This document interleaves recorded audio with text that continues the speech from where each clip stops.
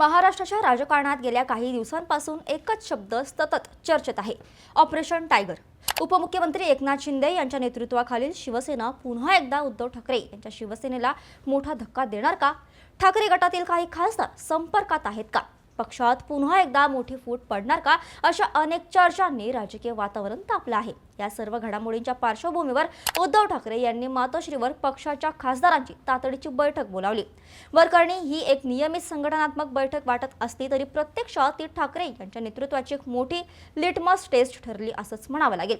2022 मध्ये एकनाथ शिंदे यांनी केलेल्या ऐतिहासिक बंडानंतर उद्धव ठाकरे यांच्या नेतृत्वाखालील शिवसेनेसमोर अनेक आव्हाने उभे राहिले।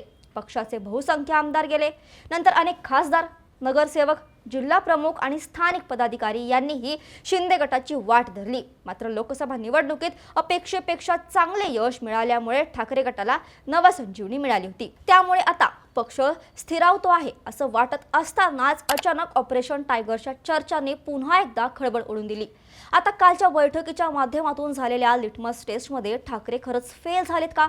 खासदारांची बैठकीतील अनुपस्थिती नेमकं काय सांगून जाते? आणि आता ठाकरेंकडे फक्त संजय राऊतच उरलेत का?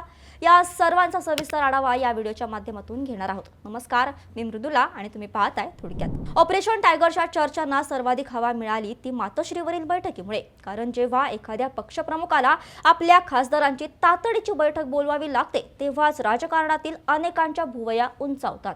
विशेषतः त्याआधी 7 खासदार शिंदे गटाच्या संपर्कात असल्याच्या चर्चा सुरू असतील तर त्या बैठकीचे महत्त्व आणखी वाढते। ठाकरे यांनी सर्व खासदारांना बोलावलं आणि त्यानंतर संजय राऊत यांनी सर्व 9 खासदार एक संघ असल्याचा दावा केला। मात्र राजकारणात अनेकदा अधिकृत निवेदनांपेक्षा घटनांमधून दिसणारे संकेत जास्त महत्त्वाचे ठरतात। याच बैठकीतून पहिला मोठा प्रश्न निर्माण झाला तो परभणीचे खासदार संजय जाधव यांच्या अनुपस्थितीमुळे। संजय जाधव हे उद्धव ठाकरे यांचे अत्यंत विश्वासू नेते मानले जातात। शिवसेनेच्या कठीण काळातही त्यांनी पक्षाची साथ सोडली नव्हती, त्यामुळे त्यांचं नाव चर्चेत येणेच अनेकांना आश्चर्यकारक वाटले।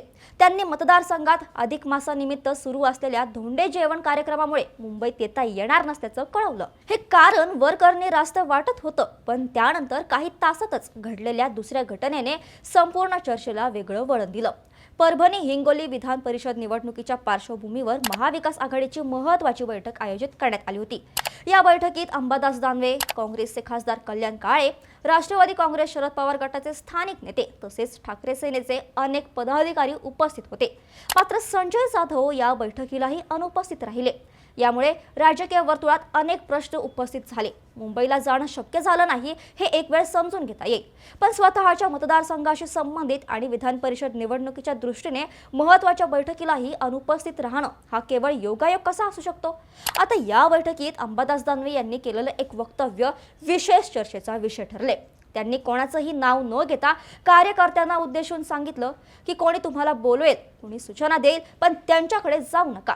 हे वाक्य राजकीय दृष्ट्या अत्यंत महत्त्वाचं आहे, कारण राज्यभर ऑपरेशन टायगरच्या चर्चा सुरू आहेत। त्यामुळे दानवे यांचा इशारा नेमका कोणाकडे होता हा प्रश्न उपस्थित झाला। त्यांच्या या वक्तव्यानंतर ठाकरे गटात सर्व काही सुरळीत नसल्याच्या चर्चांना आणखी बळ मिळालं। संजय जाधव यांच्यानंतर सर्वाधिक चर्चा झाली ती शिर्डीचे खासदार भाऊसाहेब वाकचौरे यांच्या भूमिकेबाबत। वाकचौरे यांचं नाव गेल्या काही दिवसांपासून सातत्याने चर्चेत आहे, कारण त्यांनी माध्यमांसमोर शिंदे गटाच्या संपर्काबाबत विचारलेल्या प्रश्नांना स्पष्ट उत्तर देणं टाळलं होतं। राजकारणात एखादा नेता प्रश्न टाळतो तेव्हा अनेकदा त्याचे मौनच मोठी बातमी बनते। त्यानंतर मातोश्रीवरील बैठकीपूर्वी ते काही काळ नॉट रिचेबल असल्याची माहिती समोर आली। त्यामुळे चर्चांना आणखी उधाण आलं। संजय राऊत यांनी वाकचौरे हे ऑनलाईन बैठकीत सहभागी झाल्याचा दावा केला। मात्र त्याच वेळी त्यांच्या कुटुंबियांकडून वेगळी माहिती समोर आली। त्यांच्या मुलीने आई वडील आजारी नातेवाईकांना भेटण्यासाठी बाहेर गावी गेल्याचं सांगितलं। यापूर्वी त्यांनी पंजाबमध्ये संसदीय समितीसोबत अभ्यास दौऱ्यावर असल्याचं स्पष्टीकरण दिलं होतं। एकाच वेळी अनेक वेगवेगळी कारणं समोर येत असल्याने संशय अधिक गडद होत गेला। वाकचौरे यांनी स्वतः स्पष्ट भूमिका न घेतल्यामुळे राजकीय सस्पेन्स कायम राहिला। मात्र खासदारांच्या हालचालींपेक्षा अधिक गंभीर बाब म्हणजे कार्यकर्त्यांमध्ये वाढत चाललेली नाराजी। याचं सर्वात ठळक उदाहरण लातूरमध्ये पाहायला मिळालं। पक्षाच्या संघटनात्मक बैठकीत कार्यकर्त्यांनी थेट नेतृत्वालाच प्रश्न विचारलं। एका तालुका प्रमुखाने स्पष्ट शब्दात म्हटलं आहे की एकनाथ शिंदे निधी देतात, विकास कामे देतात, त्यामुळे कार्यकर्ते त्यांच्याकडे जातात। पण तुम्ही आम्हाला काय देता? हा प्रश्न केवळ एका कार्यकर्त्याचा नव्हता, तो अनेक शिवसैनिकांच्या मनातील भावना व्यक्त करणारा प्रश्न होता. या वक्तव्यानंतर बैठकीत गोंधळ निर्माण झाला. काही कार्यकर्त्यांनी आक्षेप घेतला तर काहींनी समर्थन केलं. वातावरण इतकं तापलं की अंबादास दानवे यांना स्वतः मध्यस्थी करावी लागली. परिस्थिती नियंत्रणात आणल्यानंतर त्यांनी कार्यकर्त्यांना पक्षनिधी देऊ शकत नाही, पण पक्षासाठी मनापासून काम करा असं सांगितलं. मात्र याच उत्तरातून ठाकरे गटासमोरील खरी अडचण समोर आली. कारण सत्तेबाहेर असलेल्या पक्षाकडे संघटना टिकवण्यासाठी आवश्यक साधने आणि संसाधने मर्यादित असतात, तर दुसरीकडे सत्तेत असलेले पक्ष विकास कामे, निधी आणि विविध माध्यमातून कार्यकर्त्यांना जोडून ठेवू शकतात. याच बैठकीत एका ज्येष्ठ शिवसैनिकाने आणखी एक महत्त्वाचा मुद्दा मांडला. त्यांनी म्हटलं आहे की लोकसभा, विधानसभा आणि विधान परिषद निवडणुकांमध्ये नेत्यांसाठी महाविकास आघाडी असते, पण कार्यकर्त्यांच्या वाट्याला मात्र बिघाडी येते. या एका वाक्यात ठाकरे गटासमोरील संघटनात्मक संकटाचे सार दडलेले आहे. कारण आघाडीच्या राजकारणामुळे अनेक ठिकाणी स्थानिक कार्यकर्त्यांना तडजोड करावी लागते. त्याचा परिणाम संघटनेच्या मनोबलावर होतो. दरम्यान गडचिरोलीमध्ये घडलेली घटना ठाकरे गटासाठी आणखी धक्कादायक ठरली. पक्षाने नवीन जिल्हाप्रमुखांची नियुक्ती जाहीर केल्यानंतर माजी जिल्हाप्रमुख वासुदेव शेडमाके यांनी उघड नाराजी व्यक्त केली. आरोप असा आहे की त्यांनी पक्ष कार्यकर्त्यालाच तोडफोड केली आणि टेबल, खुर्च्या, पंखे, एसी तसेच इतर साहित्य काढून नेले. ही घटना केवळ एका नाराज पदाधिकाऱ्याची प्रतिक्रिया म्हणून पाहता येणार नाही. ती संघटनेतील अस्वस्थतेचे प्रतीक मानलं जात आहे.